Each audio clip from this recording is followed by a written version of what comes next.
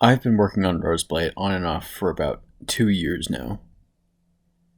Sometimes I look at myself and I say, Alex, you're never gonna finish this game. You need to give up and start working on something else. maybe I'm right, yet here I am. If you're not familiar with the game, I would highly suggest you check it out on itch.io and experience it for yourself.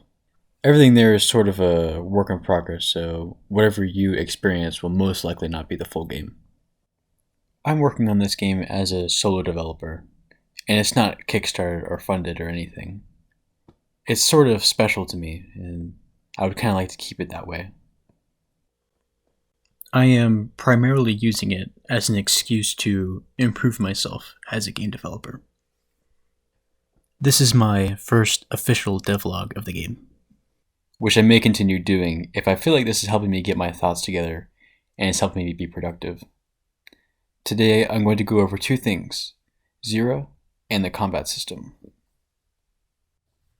If you've played the game, you've probably heard the name Zyra pop up a couple times. She's only existed through other people's dialogue or through background pictures up until this point. She is the main character's younger sister and will appear as the third main party member of the game. A lot of her animations aren't finished yet, and she doesn't have any special skills aside from the basic attack. But I do want to show her off because it sort of solidifies the beginning of Chapter 2's development and sort of gives me a glimmer of hope that I'll eventually be able to finish it. I don't want to show her off too much because I still want to flesh her out, but I do have some other cool things I can show off. Roseblight's combat system has always been that one wheel on the shopping cart that makes it steer off to the right.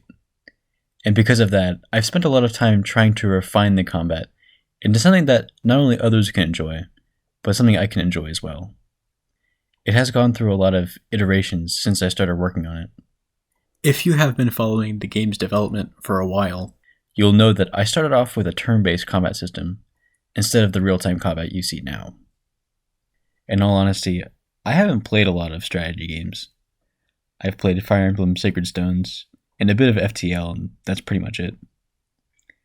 I wanted to make a turn-based strategy game so I can sort of get out of my comfort zone and combine it with concepts I was familiar with to make a unique mix of strategic and real-time gameplay.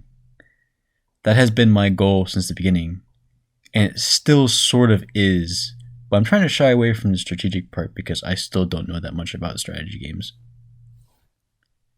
Initially, I liked how the combat played out, but as I continued to work on the game, things started to get complicated, and I actually started to avoid combat because I wanted to play the more fun parts of my own game.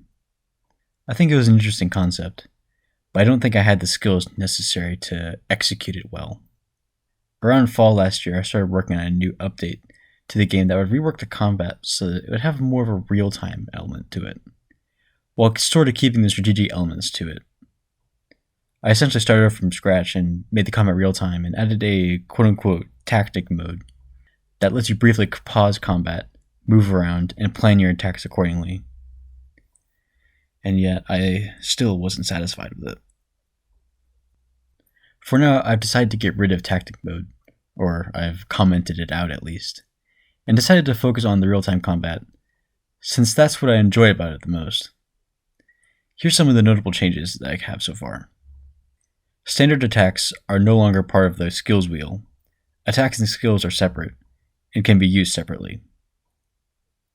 Standard attacks, along with a few other skills, can now vary depending on how long you hold down the button to use it. For example, if you click the attack button, you do a quick attack that does less damage, or you can hold it down and deal more damage. Previously, all of the standard attacks would have to be completely wound up for it to work, and I feel like it can be very punishing if you're not careful.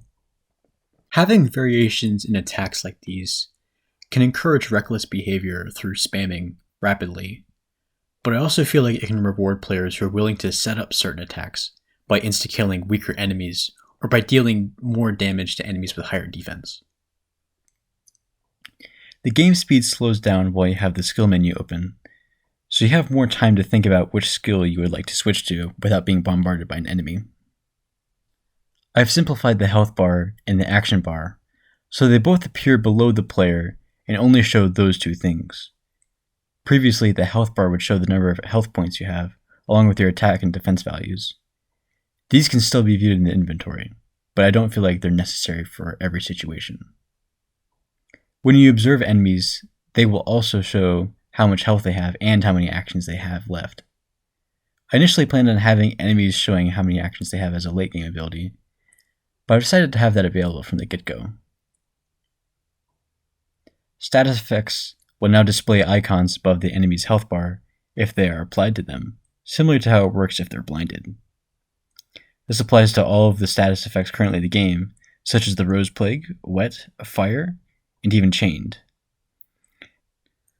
I've also added a bleeding status effect, which slowly decreases an enemy's health points if they can bleed. You can check if something can bleed by making sure it spills blood if you attack it. I also have a few experimental things that I've added, which will most likely either change or I'll just get rid of them completely. When you tap the run key while moving in a direction, you can dodge and avoid projectiles or attacks briefly. Pretty similar to Marmot's Dash, except it's much shorter, doesn't cost any actions, and everyone can do it. I don't know if this is practical, but it's definitely useful if you can pull it off. Fully charged standard attacks can now reflect projectiles back to their owners and can deal damage to them. This makes it possible to essentially parry and riposte any attack if timed correctly. You can quickly swap to other party members while pressing shift while you have the skill menu open. This is still a bit wonky and a work in progress, but I would like to have an option for quickly switching to other party members in the future, and this is sort of like a primitive method of doing so. I have some other things I've been working on, but I'm going to hold off on showing them for now. These are all of the major changes I've made to the combat over the past little while or so.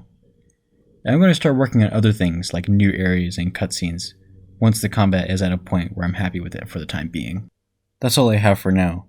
I might make more devlogs like these if I feel like they're helping me with the development of the game, or if I have something that I would like to show off and needs sort of like a commentary too. Thank you for watching. Make sure to like and subscribe for future content, and follow me on other social medias where I show off other stuff that I'm working on. Thank you for accompanying me on my descent into madness.